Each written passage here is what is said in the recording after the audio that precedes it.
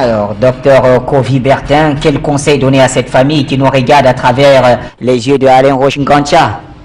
Non, cette famille n'a plus besoin de conseils, mais plutôt les autres, que nous autres, nous tirions leçon de ce qui arrive à Mandela. En fait, c'est la jarre est cassée, ce sera difficile. La justice, ils sont allés déjà en justice, donc ce n'est plus aucun besoin de conseils, mais plutôt nous autres et les autres. C'est-à-dire qu'il faut apprendre à chacun de nous, bien à ceux qui travaillent, qu'il faut plutôt enrichir l'esprit que la matière. Qu'est-ce qui s'est passé? Ces enfants ont peut-être fait des doctorats ou bien des agrégations, mais ils n'ont rien retenu de l'essentiel. Ils n'ont même pas compris. Eux autres, ils voient Mandela sous l'angle de comment tirer de l'argent de Mandela. Et je partage ce que disait mon papa sénégalais, je dirais. Oui, c'est-à-dire Mandela n'appartient plus à sa famille. Il faut faire en sorte que l'État sud-africain se saisisse de la dépouille de Mandela et l'enterre quelque part où on pourra avoir accès à lui. Si on le met dans un trou à rats, mais il y aura quel hôtel si les touristes viennent? Mais tout de suite, rien que le fait de ne pas pouvoir avoir les moyens de vivre ou bien d'apprécier le voyage peut faire que personne ne viendrait voir Mandela. Il n'a pas le pouvoir de guérir les gens, c'est pas lourd.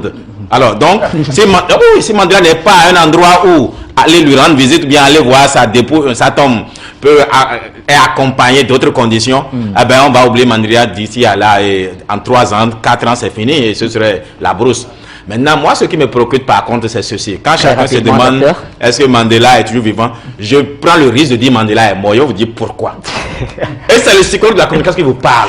Quand des enfants, des petits-fils, on dit quelqu'un à l'hôpital, ne se préoccupe pas de sa guérison.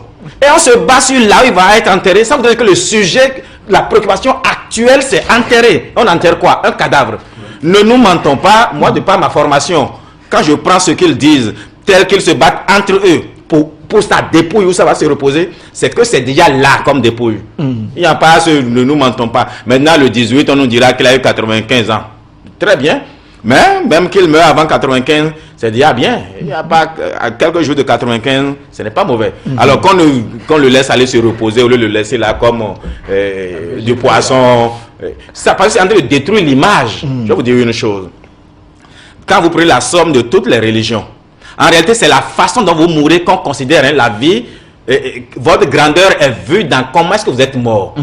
Et tel que Mandela est en train de souffrir, ou bien on nous laisse croire qu'il le souffre, ça laisse croire, si on va dans l'islam, dans le christianisme, et même dans d'autres formes de religion, mais c'est comme s'il était en train de payer un prix, un péché qu'il aurait commis, alors que le gars est mort. Eh bien, il est mort, il s'est de reposer, qu'on l'enterre, qu'on ne salisse pas sa mémoire. En tout cas, pour le docteur Kofi Bertin, Nelson Mandela serait non, pour ses parents, à partir de leur propre parole à eux. En tout cas, l'avenir nous le dira. Et sans transition, nous allons demander à la régie de nous envoyer l'élément sur la Guinée équatoriale qu'on vient de m'annoncer.